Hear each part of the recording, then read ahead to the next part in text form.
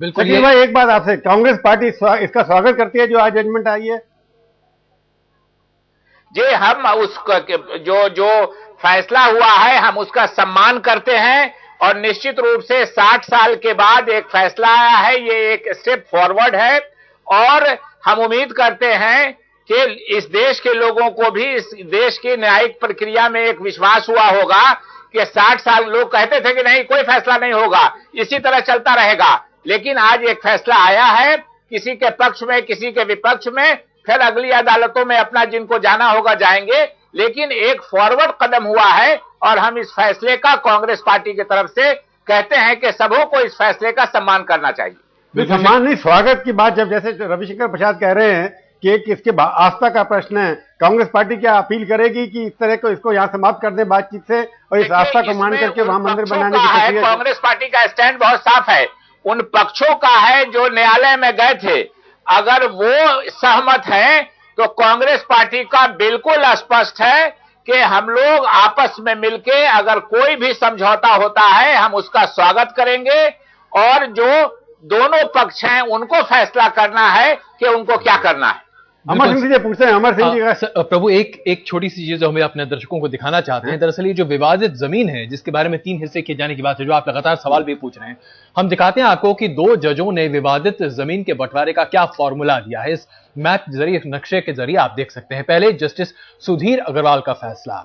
Justice Sudhir Agarwal के मुताबिक इस मैप में दिखाए गए जो नीले रंग का एरिया है उसमें आप देख सकते हैं कि AA, BB, CC और DD वो इलाका है जहां भगवान राम की जन्मभूमि है और यह हिस्सा रामलला विराजमान को मिले।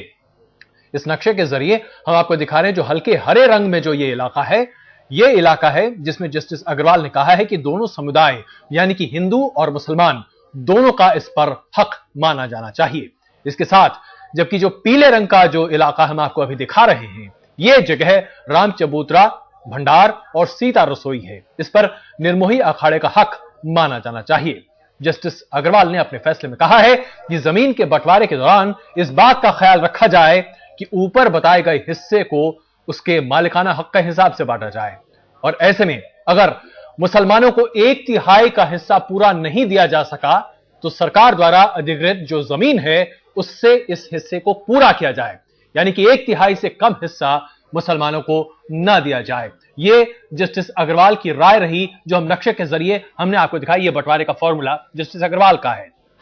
जस्टिस खान ने जो अपना फॉर्मूला दिया है वो अब हम आपको दिखाते हैं। आइए नक्शे के जरिए यह बताएं कि किस तरीके से इस विवादित परिसर पर मालिकाना हक किस तरीके का है। नीले रंग में जो आप देख रहे हैं वो है हिंदुओं को मिलने वाला स्थान, यानी कि यहां पर राम जन्मभूमि, जहां पर अभी रामलला विराजमान हैं। यह वो इलाका है जहां अभी भी रामलला की मूर्ति रखी गई है। जो आप पीले रंग में देख रहे हैं यह है वो इलाका, वो जगह है जहां निर्मोही अखाड़े का हक होना है, यानी कि राम चबूतरा और उसके साथ साथ सीता रसोई।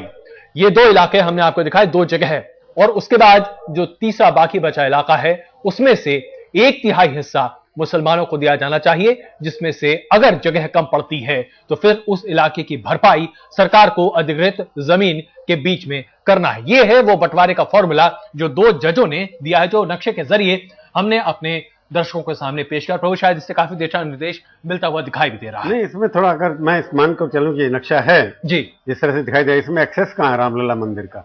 रामलला मंदिर का एक्सेस इसमें कहीं भी, क्योंकि इस जो बीच वाला घेरा हुआ है जगह रास्ता उसको 1/3 में डिवाइड करना है, तो जब तक दोनों समुदाय मानेंगे नहीं 1/3, ये देखिए दोनों तरफ से घिरा हुआ है जी, पीछे पता नहीं क्या है इसके, तो आगे से रास्ता जब तक नहीं होगा जब तक दोनों समुदाय मानेंगे नहीं कि इस पे मालिकाना हक अगर जस्टिस अग्रवाल के हिसाब से देखा जाए, ये नक्शा दरअसल जस्टिस अग्रवाल का दिया हुआ फॉर्मूला है। खान साहब का भी जो देखा, खान साहब का भी, उसमें भी एक्सेस नहीं है राम मंदिर लाला के। इसमें दोनों जो जगह है, जो हरी जो जगह आप देख रहे हैं, इसमें निर्धारित एक तो नीला और उसके बाद पीला है, उसके बाद जो बाकी जगह है उसमें मालिकाना हक हिंदुओं और मुसलमानों का है, जिसमें आपसी सहमति के जरिए 1/3 हिस्सा मुसलमानों को दिया जाता है। पर इस पे अगर दोनों एग्री नहीं करेंगे एक्सेस कहां से मिलेगा मंदिर को? तो ये एक सवाल है, टेक्निकल सवाल तो यही है। बाकी इनसे पूछे, इनसे जो पैनल में बैठे हुए हैं, जिलानी साहब से पूछते हैं। जिलानी साहब, आप ये बताएं कि ये जो फॉर्मूला है, ये जो नक्शा है, इस नक्शे पर भी क्या आपत्ति है आपको?